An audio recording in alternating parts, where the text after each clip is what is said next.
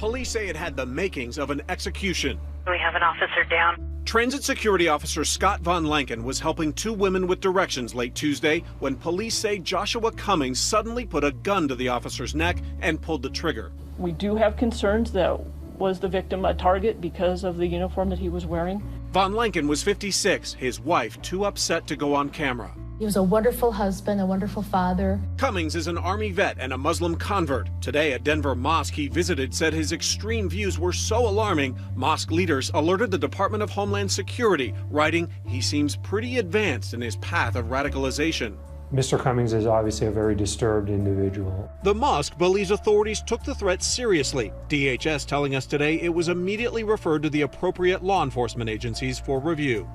And David, you can see the memorial here where it happened. Cummings is now facing first-degree murder charges. He'll be in court tomorrow. Transgender case in New Jersey has prompted the Boy Scouts of America to change its stance on who will be allowed to join the Scouts. 8-year-old Joey Maldonado, you can see here, very excited after learning that he can be a Boy Scout. Now, he was born a girl, but now identifies as a boy. Maldonado joined the Boy Scouts of Secaucus, but a month later was told he had to leave because he is not biologically a boy. His mother filed a lawsuit, and the organization responded with a change in policy, saying they will now accept youth based on the gender on their application. I want them to be comfortable with how I am and what my destiny is and what my identity is.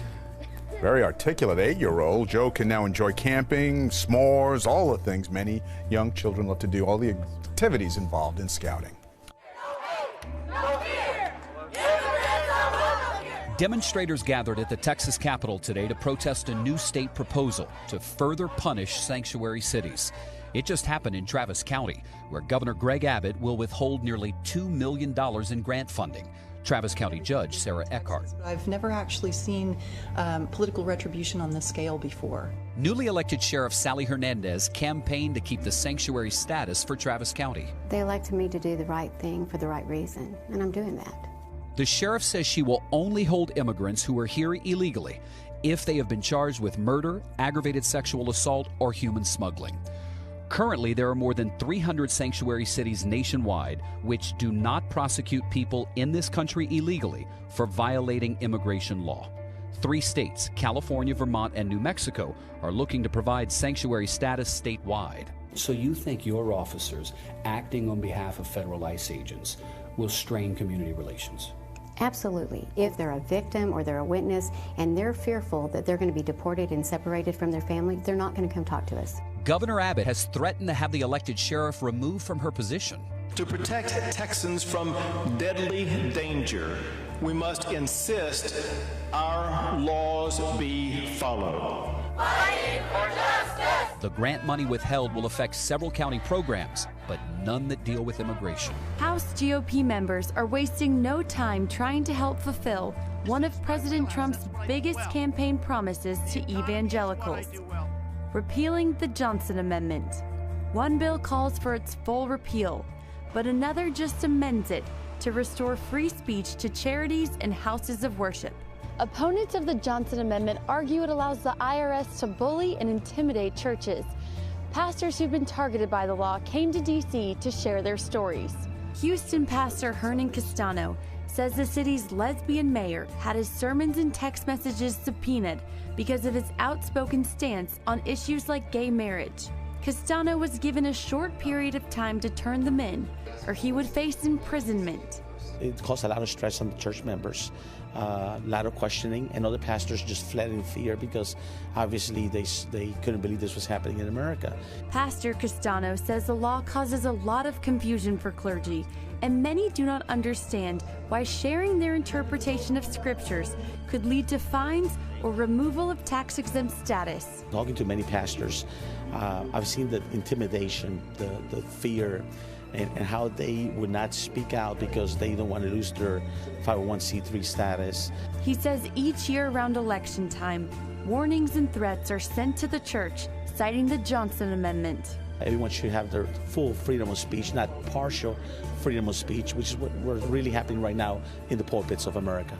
Congressman Heiss and Senator Lankford agree, which is why they introduced legislation in both sides of the House to protect these pastors. The Free Speech Fairness Act, just as it says, protects those free rights and enables pastors and so forth to deal with political issues without fear of intimidation or retaliation from our government. Supporters of the Johnson Amendment argue a repeal would allow churches to turn into super PACs, but this bill prohibits nonprofits from contributing to political activities or candidates. I'm trying to work on within the Senate with Republicans and Democrats alike to say, how can you be opposed to free speech? Now, I understand that there are some individuals that don't like it when churches speak out, but quite frankly, there are churches on the left and on the right politically that they should have the right. We as Americans shouldn't limit speech. Lawmakers have high hopes 2017 will be the year it goes. Thank you very much for coming out. Is the sound working? Okay, got it. The sound working?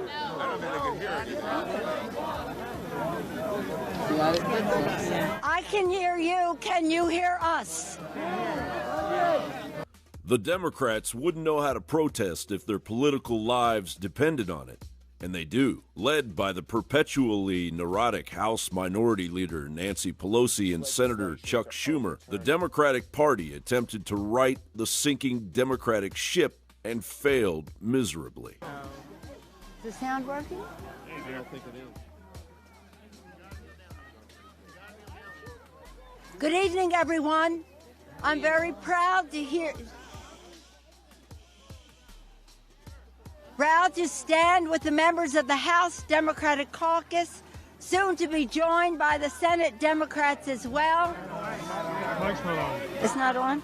Now we'll hear from Andre Carson, a Muslim member of Congress. Excuse me, GQ. Andre. Right there. Andre. I know, right? Greetings from the great state of Indiana. I'm Congressman Andre Carson. Not only do I represent Indiana's 7th Congressional District very proudly, but I happen to be a Muslim and a former police officer. The Democrats are in full panic mode after having to hold seminars in order to speak to regular American voters, as Breitbart reports. Another program on the subject of speaking to those who feel invisible in rural America will feature Steve Beshear, a former Democrat Kentucky governor, along with Democrats Michael Bennet from Colorado and North Dakota and Heidi Heitkamp. Other seminars include Listening to Those Feel Unheard and Rising America. They feel unheard too. These topics may be a hard sell to a party contemplating hiring a new party chairperson from among candidates trying to outdo each other with far-left talking points. We will not let this evil order extinguish that great torch. We will not let this evil order make us less American. We will fight it with everything we have, and we will win this fight.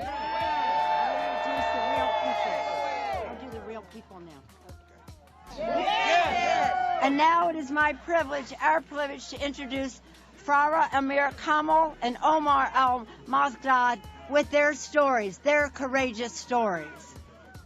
Are they here? Where are they? You described what happened in November as the alleged election. I think I'm quoting you exactly, the alleged election.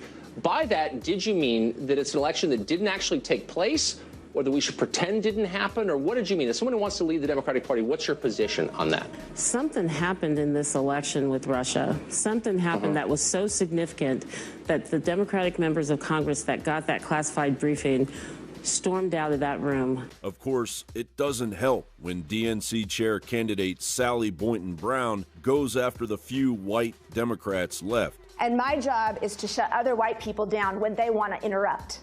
My job is to shut other white people down when they want to say, oh no, I'm not prejudiced. I'm a Democrat. I'm accepting. My job is to make sure that they get that they have privilege. And until we shut our mouths and we listen to those people who don't, and we lift our people up Former Vice President Joe Biden is now endorsing Tom Perez for DNC chair.